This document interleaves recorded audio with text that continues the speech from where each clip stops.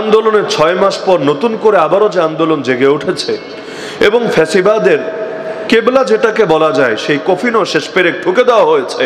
আমি মনে করি মানুষের ভেতরে জুলুমের বিরুদ্ধে এক ক্ষোভ ছিল, এক ক্রোধ ছিল, তার বহিঃপ্রকাশ হিসাবে এটা হয়েছে। হ্যাঁ, যদিও কোথাও আগুন লাগলেও কিছু লোক চায় মিষ্টি আলু পুড়িয়ে খেতে, মানে আপনার একদিকে সব শেষ হচ্ছে আর আরেকদিকে আরো কিছু মানুষ এখান থেকে ফায়দা লুটতে চাইবে, এটাই বাংলাদেশের স্বাভাবিক অবস্থা। তো এখন নতুন করে আন্দোলন আবারও জেগে উঠেছে, ছাত্র জনতা আবারও উত্তেজিত হয়ে গেছে। কেন? কারণ পার্শ্ববর্তী রাষ্ট্রে আশ্রয় দিবা তো দিবা, সেখান থেকে আবারও ইন্ধন যোগাতে দিবা, আবারও জাতির বিরুদ্ধে, আন্দোলনের বিরুদ্ধে, শহীদদের বিরুদ্ধে কথা বলতে দিবা। জাতি চুপচাপ বসে থাকবে না, থাকার কথাও না। কিন্তু আফসোসের বিষয় হলো, একদিকে আন্দোলনটা হচ্ছে ফ্যাসিবাদের বিরুদ্ধে, আরো কিছু মানুষ এটাকে কেন্দ্র করে বিভিন্নভাবে ইস্যুটাকে অন্যদিকে নিয়ে যাওয়ার চেষ্টা চালাচ্ছে, যে যেহেতু দেশে মারামারি হচ্ছেই, তাহলে সংখ্যালঘুদের কোনো ক্ষতি করে অথবা অন্য কোনোভাবে একটা সাম্প্রদায়িক অপ্রীতিকর পরিস্থিতি তৈরি করে ইন্ডিয়ার সুবিধা করে দেওয়া যায় কিনা, আবারও রয়ের হাতে কোনো ধরনের কোনো সুযোগ করে দেওয়া যায় কিনা, এবং যারা পরাজিত হয়েছে তাদেরকে আবারও গদিতে ফিরে আনার কোনো ব্যবস্থা করা যায় কিনা।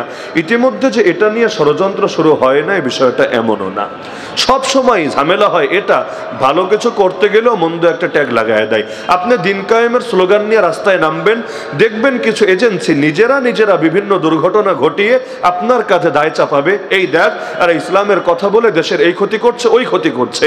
এমন একটা আতঙ্কের বিষয় বানিয়েছে, বাংলার জমিনে এখন ইসলাম কায়েমের কথা বললেও অনেক সুশীল, অনেক শিক্ষিতরা ভেতরে ভয়ে কাঁপতে থাকে।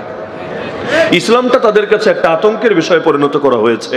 আরো দুঃখজনক বাস্তবতা হলো, এখনো পর্যন্ত গ্রামগঞ্জের মানুষ দ্বীনের ব্যাপারে যতটা আন্তরিক আছে, শহরের মানুষ ততটা আছে, এটা দাবি করলে এটা অবাস্তব দাবি হবে।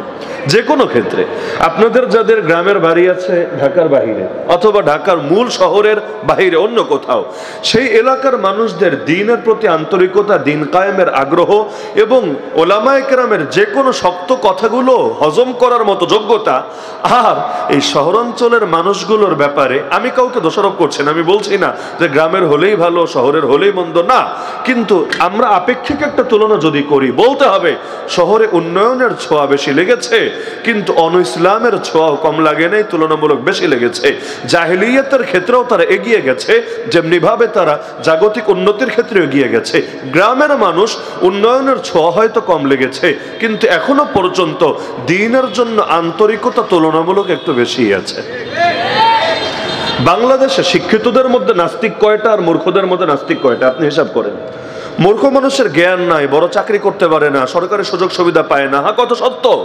কিন্তু আর যাই হোক, হ্যাঁ টুকটাক পাপ করে, হয়তো না বুঝেও কখনো বেদাতেও লিপ্ত হয়ে যায়, সেটা ভিন্ন আলাপ। কিন্তু আল্লাহর বিরুদ্ধে যুদ্ধ ঘোষণা দিবে, নবীরা গালিগালাজ করবে, এমন রেওয়াজ কম, আমি নাই এটা বলবো না, তবে তুলনামূলক কম, শিক্ষিতদের মধ্যে বেশি। এমনকি শরীফ যে শরীফা হয়ে যায়, এরকম ঘটনা মূর্খদের মধ্যে কয়টা শুনেছেন আর তথাকথিত শিক্ষিতদের মধ্যে কয়টা শুনেছেন? বাংলাদেশে সবচাইতে বড় দুর্নীতিবাজ কারা? গ্রামের মূর্খ সূর্খ মানুষ আর কয় টাকা দুর্নীতি করতে পারে? হ্যাঁ করে না, এটা বলবো না, টুকটাক যে একদম করে না এই দাবি কেউ করতে পারবে না। কিন্তু আপনি যদি বড় বড় দুর্নীতিবাজের তালিকা করেন, তাহলে কয়জন শিক্ষিতের নাম পাবেন আর কয়জন অশিক্ষিতের নাম পাবেন। তো শুধু জ্ঞান থাকলেই তো হয় না, মনুষ্যত্ব তো থাকা লাগে। এখন যদি এমন হয় জ্ঞানের নামে কিছু কালো কালো অক্ষরের বিদ্যা তো হাসিল করেছে, কিন্তু মনুষ্যত্ব খুইয়ে দিয়ে পশ্চিমাদের গোলামে পরিণত হয়েছে। ব্রিটিশরা স্বপ্ন দেখেছিল এই দেশ যখন দখল করে এমন একটা শিক্ষা ব্যবস্থা প্রণয়ন করবে, এই শিক্ষায় যারা শিক্ষিত হবে, দেখতে শুনতে হিন্দুস্তানি হবে, কিন্তু মন ও মননে খ্রিস্টীয় কালচারে তার এক একজন ব্রিটিশে পরিণত হবে। যদিও ব্রিটিশ চলে গেছে 1947-এ, কিন্তু আজ 2025-এ এসেও এই বাস্তবতাই আমরা দেখতে পাচ্ছি।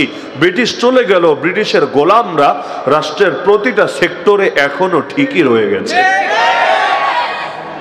গোলাম যদি থেকে যায় কাফের মুশরিকদের, আপনি যত যাই কথা বলেন, এই যে এই দেশে ইসলাম কায়েমের কথা বলেন, দেখেন সবচাইতে বেশি কারা খেপে? আপনি দেখেন কয়জন কৃষক খেপে, কয়জন ড্রাইভার খেপে, কয়জন শ্রমিক খেপে, কয়জন মজদুর খেপে, কয়জন গ্রামের অশিক্ষিত মূর্খ সূর্খ মানুষ খেপে, আর কয়জন দেশের এলিট আর সুশীলরা খেপে? আপনি নিজে হিসাব নিকাশ করেন।